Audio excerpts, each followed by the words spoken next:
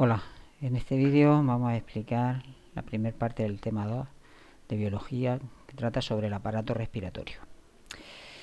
Bueno, ¿para qué necesitamos el aparato respiratorio? Bueno, pues el aparato respiratorio es necesario pues para que nuestras células puedan recibir oxígeno. ¿Para qué necesitan las células el oxígeno, el O2? Pues lo necesitan para lo que se denomina la respiración celular. En las células de nuestra piel, en nuestros músculos, etcétera, pues las células reciben los nutrientes que hemos obtenido del aparato digestivo, y esos nutrientes que hemos tomado y que llegan mediante la sangre y los reparte a todas las células. Cuando llegan a las células literalmente se queman, y para que se quemen necesitan oxígeno, y igual que en un coche, cuando se quema ese combustible, que en nuestro caso son los nutrientes que hemos tomado con la digestión, pues se produce CO2, ¿vale? Entonces necesitamos un sistema que sea capaz de coger el oxígeno del aire y llevarlo hasta las células para que puedan quemar allí esos nutrientes, y así obtener energía, pues por ejemplo para movernos, ¿no? Nuestros músculos necesitan una energía para poder movernos, y esa se obtiene al quemar esos nutrientes, ¿no? Entonces, ¿qué ocurre? Pues que cuando se produce esa combustión, ¿vale? Realmente se desprende un gas que es el CO2, ¿no? Que es lo que también nosotros tenemos que expulsar al exterior, y para eso es para lo que tenemos el aparato respiratorio. El aparato respiratorio se encarga de coger el oxígeno del aire, introduce ese oxígeno en la sangre lo lleva a todas las células del cuerpo. Allí ese oxígeno se quema con los nutrientes que han llegado también por la sangre, y la célula puede, digamos, obtener energía para sus funciones, ¿vale? De esa combustión se produce el dióxido de carbono, el CO2, que también el aparato respiratorio es el encargado de expulsarlo al exterior, ¿no? Cuando cogemos aire, cuando inspiramos, estamos cogiendo aire que lleva gran cantidad de oxígeno, y por eso en los pulmones pasa a la sangre, y cuando expiramos, cuando echamos el aire hacia afuera, lo que hacemos es lo contrario, expulsamos el CO2, que sería como el resultado de la combustión que se produce en la célula. Bueno, pues en este tema vamos a ir viendo qué partes son las que forman el aparato respiratorio. Básicamente serían dos: las vías respiratorias, que serían todos los conductos que hacen que el aire pueda llegar hasta los pulmones, que es donde se va a producir el intercambio de gases, ¿no? El oxígeno va a pasar a la sangre, y de la sangre va a pasar el CO2 al exterior, ¿vale? Entonces, ¿qué partes tienen las vías respiratorias? Pues lo primero, que por donde entra el aire, se denominan las fosas nasales. Las fosas nasales son las cavidades que están encima de la boca, ¿no? Y que tienen un orificio al exterior, que serían los orificios de la nariz, ¿no? ¿Y cuál es la misión que tienen las fosas nasales? Pues la misión de las fosas nasales es calentar el aire y humedecerlo, ¿no? Y limpiarlo, limpiar, humedecer y calentar el aire, ¿no? Para que entre a una temperatura adecuada al cuerpo y con un grado de humedad adecuado también, ¿de acuerdo? Y sin impurezas, o con las mínimas impurezas posibles. Ese aire que pasa a través de las fosas nasales ya va un poco caliente y humedecido y limpio, tiene que atravesar lo que se llama la faringe, ¿no? Que sería la siguiente parte. La faringe es un trozo que es común, porque aquí, digamos, los alimentos pasan por la boca y también irían a la faringe, y el aire pasa por la faringe. La faringe es común tanto para el aparato respiratorio como para el aparato digestivo, ¿vale? En la faringe, en la parte lateral al fondo, están las amígdalas, ¿no? Las amígdalas son unas glándulas encargadas de producir glóbulos blancos, que son unas células que nos van a permitir defendernos de las infecciones, ¿vale? Y en la parte inferior de la faringe empieza ya otra parte que se llama la laringe. La laringe es ya propia del sistema respiratorio, ¿vale? Y en la laringe se va a encontrar las cuerdas vocales, ¿de acuerdo? De cartílago, y en esta parte pues estarían las cuerdas vocales, que son las que vibran, como las cuerdas de una guitarra, para producir sonidos cuando hablamos. Entonces aquí se vería como si metieran una cámara por la boca, y estas serían las cuerdas vocales, que en unos momentos están abiertas para que pueda pasar el aire a los pulmones, y cuando se cierran y se tensan es como cuando estaría la guitarra ya con las cuerdas tensas para poder producir sonido. ¿De acuerdo? Esto es la forma que tienen las cuerdas vocales cuando estamos hablando, y esto sería cuando inspiramos, cuando al tomar aire, ¿no?, se abren para que el aire pueda pasar más rápidamente hacia los pulmones. Bueno, pues en la laringe, que sería la parte esta, hay una parte que se llama la epiglotis, como hemos visto en el aparato digestivo, ¿vale? La epiglotis es una válvula, una especie de tapón, que cuando nosotros tragamos, ¿no?, que en la deglución, que es cuando tragamos un bolo alimenticio, esta tapadera, esta barrita que se llama epiglotis, se baja y hace que el alimento venga por la parte de atrás, que es donde estaría el esófago, ¿vale? Y el alimento no pasaría a las cuerdas vocales ni nada de eso. A veces ya cuando estamos riéndonos o algo de eso, y al beber agua, pues a lo mejor no le da tiempo a bajar a la epiglotis, y entonces se produce esto que nos da así como tos, que se llama que se ha ido por lo vedado, ¿no? Y tenemos que toser pues para expulsar ese agua que se ha colado por el conducto donde solamente debe de entrar aire hacia los pulmones. Bueno, pues no sé si con esto podemos ya continuar, después de la laringe, de toda la parte de la laringe, vendría un tubo que es un tubo semirrígido, porque es de cartílago, un hueso blando y flexible. Este tubo se llama la tráquea, ¿de acuerdo? Y pegado a la tráquea, por la parte interior, estaría el esófago, que es el tubo que va hacia el estómago, ¿no? La tráquea, este tubo que nunca como es rígido, no se tapa, no se flexiona, pues es así para que el aire siempre pueda pasar, ¿no? Y este tubo, la tráquea, se divide en dos ramas, una que va hacia el pulmón izquierdo y otra que va hacia el pulmón derecho. Normalmente en todas las imágenes se entiende que la parte izquierda es la que nos queda a la derecha del dibujo. ¿Por qué? Porque sería como si estuviéramos viendo a la persona a la que pertenecen los pulmones de frente, ¿no? Entonces lo que nos queda a la parte derecha es el pulmón izquierdo, y lo que está a la parte izquierda es el pulmón derecho, porque es como si estuviéramos mirando de frente a la persona que es dueña de estos pulmones. Entonces tenemos la laringe, la tráquea y luego los bronquios, el bronquio izquierdo y el bronquio derecho. Y estos bronquios se dividen otra vez en otras ramas más finas que se llaman bronquiolos. Aunque hay bronquiolos de primer orden, de segundo orden, etcétera, según las ramas como se van ramificando cada vez más y más y más. Y esos tubos, claro, este tubo que es un tubo grueso, se divide en dos, son dos tubos más finos, y luego estos cada vez en tubos más finos llegamos hasta lo que serían los bronquiolos, bronquiolos, que sería ya el tubo más fino donde acabarían estas ramas, la última rama ya las más finas de todas. Y estas acaban en unos saquitos, en unas bolsas pequeñitas, que se llaman alveolos, ¿de acuerdo?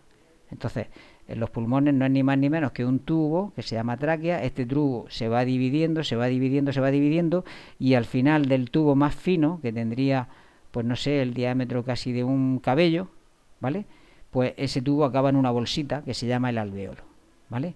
Y ese alveolo pues está rodeado, como se ve en esta imagen, está rodeado por unas venas muy finas, que se llaman capilares, ¿de acuerdo? Y aquí es donde se produce el intercambio de gases, en los alveolos. En estos saquitos, aquí el aire entra por el tubo, ¿vale? Y el oxígeno atraviesa la pared de esa piel tan fina y se mete dentro de lo que sería la arteria, ¿no?, o los capilares sanguíneos, ¿vale? Ese paso se denomina que se produce por difusión. ¿Por qué el oxígeno es tan listo y se mete dentro de este tipo de capilar tan fino? Pues por el fenómeno de la difusión es que en la parte de aire, ¿no?, que está dentro del alveolo, hay gran cantidad de oxígeno cuando tomamos aire del exterior. Y en el capilar, en lo que sería la arteria o la vena, hay una cantidad menor, ¿vale? Entonces, pues hay un fenómeno que se llama difusión, que cuando estas membranas son semipermeables, quiere decir que dejan atravesar a través de ellas, pasar sustancias, pues normalmente si eso es así, del sitio que hay mucho, atraviesa para el sitio que hay menos. El ejemplo que yo ponía muchas veces es que si nosotros cogemos un recipiente y cogemos dentro de un trozo de tripa con sal, dentro con bastante sal, pues y lo metemos en ese recipiente con agua, pues al final parte de la sal atraviesa la tripa de, por ejemplo, de cerdo y el agua cogería un poco de sabor de sal.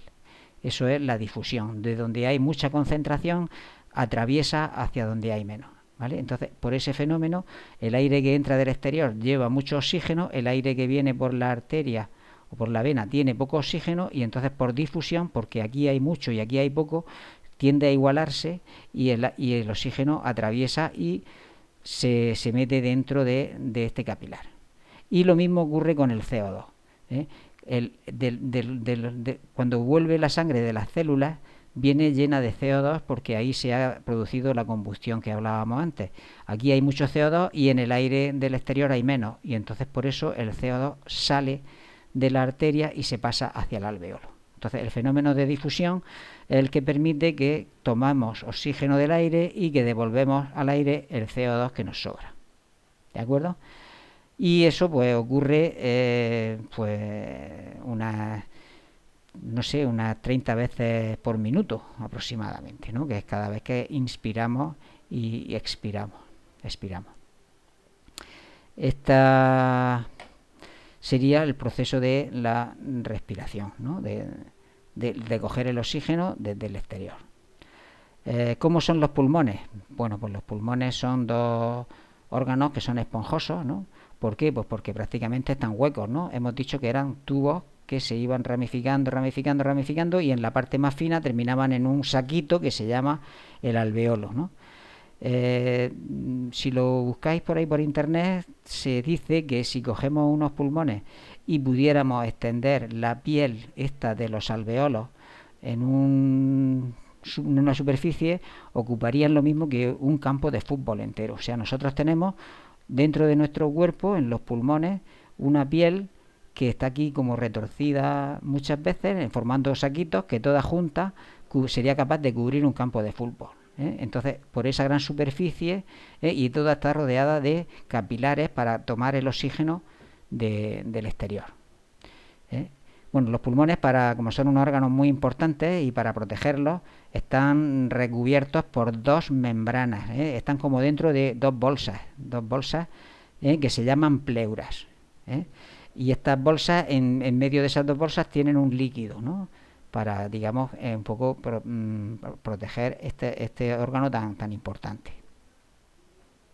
Y por encima de los pulmones pues tenemos las costillas, ¿no? Que son unos órganos de hueso que tienen cierta movilidad para poder, digamos, permitir que el aire entre y salga. Bueno, en los pulmones el derecho y el izquierdo no son exactamente iguales, ¿vale? El pulmón derecho, que es el que se dibuja siempre a la izquierda, por lo que hemos dicho, que es el que estamos viendo al pulmón de la persona que tenemos enfrente, tiene 3 lóbulos, ¿vale?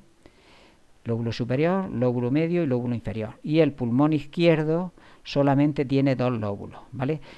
Bueno, yo creo que eso es debido a que el corazón está un poquito hacia la izquierda y entonces pues tiene como menos espacio para tener tantos lóbulos. ¿De acuerdo? Bueno, lo del intercambio de gases un poco ya os lo he contado, ¿no? El intercambio de gases se produce por un fenómeno que se llama la difusión, ¿no? Y aquí estaría otra vez representado. El aire que entra por el alveolo, ¿vale? Se mete en el saquito en el alveolo, pero mejor dicho, ¿no? Entra por el bronquiolo, se mete en el saquito en el alveolo y, digamos, pasa el oxígeno, pasa hacia la sangre y el CO2 al revés, pasa desde la sangre hacia el alveolo. Por el hecho ese de que, yo creo que así se veía mejor en esta imagen, esta de aquí. Aquí en el aire, en la parte del alveolo, hay mucho oxígeno y poco CO2. y aquí en la arteria, o mejor dicho, en la vena, en este capilar sanguíneo, hay mucho CO2 y poco oxígeno. Entonces, cuando esto llega cerca del alveolo, aquí que hay mucho oxígeno, algún oxígeno se mete dentro del capilar, y como aquí hay mucho CO2, para igualarse la concentración por el tema este de la difusión, parte del CO2 pasa al aire, ¿eh? Y eso es lo que se llama el fenómeno de la difusión, y que es lo que permite que nosotros cojamos el oxígeno y expulsemos el CO2 al exterior. Bueno, ¿qué es lo que se denomina la ventilación pulmonar? Bueno, pues la ventilación pulmonar es el proceso que hace que el aire de la atmósfera pase hasta el interior de los pulmones y que luego salga de estos hacia la atmósfera. ¿Eso por qué ocurre? ¿Por qué el aire se mete dentro de nuestro cuerpo? Bueno, pues porque tenemos unos músculos que le ayudan a que eso ocurra, ¿no? ¿Vale? Los pulmones se mueven, ¿no?, debido a unos músculos que son el principal de todos, el diafragma, ¿vale? El músculo del diafragma se encuentra debajo de los pulmones. No sé si por aquí en alguna imagen se verá. Bueno, en esta de aquí abajo, aquí quizás sí. Aquí este músculo que está aquí pintado, que aquí estaría más entero, se llama diafragma, y separa lo que sería la capacidad de los pulmones de donde estarían los intestinos. ¿De acuerdo? Entonces este músculo, el diafragma, cuando queremos que el aire entre, cuando inspiramos, se tensa. Y al tensarse el músculo, en vez de estar así curvado hacia arriba, se pone tenso y se pone como si más horizontal, más recto, y entonces, digamos, los pulmones se agrandan hacia abajo, ¿no? Y entonces el aire entra, ¿no? Porque el diafragma, en vez de estar así curvado como se ve ahora mismo, se quedaría como recto, así en plano horizontal, ¿no? Y al bajar el diafragma, los pulmones, el aire entra hacia adentro. No solamente es el diafragma lo que hace que el aire pueda entrar, ¿eh? Seguimos por aquí. Además serían los músculos que hay entre las costillas, ¿vale? Los músculos que hay entre las costillas. Mira, aquí un poco también se ve. Cuando estamos inspirando, inspirando significa que el aire entre, el diafragma, este músculo, está aquí dibujado, ha bajado, ¿no? Y aquí sería la posición cuando echamos el aire hacia afuera, vemos que el diafragma sube hacia arriba, ¿vale? Entonces, cuando el diafragma baja, el aire es como si cogiéramos una jeringa, entraría dentro de los pulmones. Pero no solamente eso, también las costillas se elevan. Para que las costillas se eleven hacia arriba, para tener como mayor capacidad, pues los músculos que hay entre las costillas, que se llaman músculos intercostales, estos músculos se encogen, se contraen y las costillas se levantan hacia arriba. Entonces eso se produce las dos cosas a la vez. El diafragma baja hacia abajo, se tensa, y los músculos de las costillas también se tensan y hacen que las costillas suban. De esa manera aumenta la capacidad y los pulmones se llenan de aire, porque sería como hacer el vacío y chuparían del aire del exterior. Y eso es la inspiración. El aire entra porque el diafragma se contrae y los músculos de las costillas también se contraen. Y entonces hace que se vuelva más grande la capacidad del tórax. Cuando nosotros queremos que el aire salga, en la expiración, entonces los músculos se relajan. Quiere decir que se relajan, que se estiran, ¿no? Ya no están contraídos, no están encogidos, ¿no? Entonces el diafragma es más largo y por eso, digamos, vuelve a su posición relajada, y las costillas también se bajan hacia abajo. Y entonces, digamos, hay menos espacio, ¿no? Se ve claramente, ¿no?, en los dibujos que hay menos espacio porque esto es como el peso del aire, ¿no?, baja y el aire saldría por nuestra boca hacia el exterior. ¿De acuerdo? Entonces esos serían los movimientos que hacen que el aire entre y salga. Entra mediante la inspiración, que tenemos que el diafragma se contrae y baja hacia abajo y desciende, y los músculos de las costillas se contraen también y las costillas suben, ¿no? Entonces si hay esta parte que baja y esta parte que sube, aumenta el volumen y el aire tiene que entrar si abres la boca, ¿vale? Y si no, por la nariz. Y cuando los músculos se relajan en la expiración, el diafragma se relaja, quiere decir que ya no está contraído, está todo lo largo que tiene que ser, y los músculos de las costillas también se relajan, con lo cual las costillas también bajan, y entonces lo que se produce es que el aire sale hacia el exterior. Bueno, pues aquí lo tenéis hecho de otra manera, el diafragma está contraído, el aire entra, el diafragma está relajado, el aire sale. Y hasta aquí voy a llegar en este vídeo, que llega hasta la página 6, y enseguida vamos a ver el vídeo de las enfermedades del aparato respiratorio.